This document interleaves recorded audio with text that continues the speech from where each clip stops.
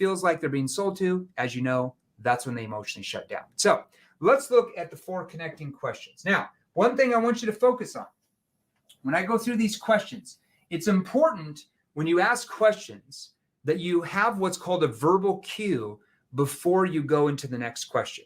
Here's what I don't want you to do. Okay, and this is all taught, like I said, in our virtual training courses for our clients. I'm just giving you a little nibble today.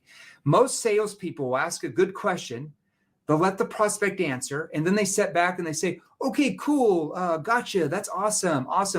I'm curious, John, I want to ask you, and it sounds scripted, and the prospect emotionally shuts down.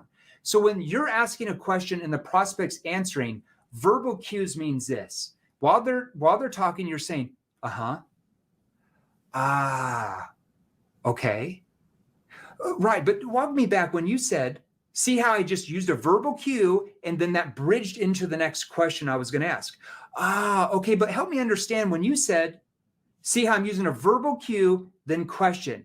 That makes the questioning sound natural, where it sounds conversational, not scripted like you're an FBI agent trying to interrogate them.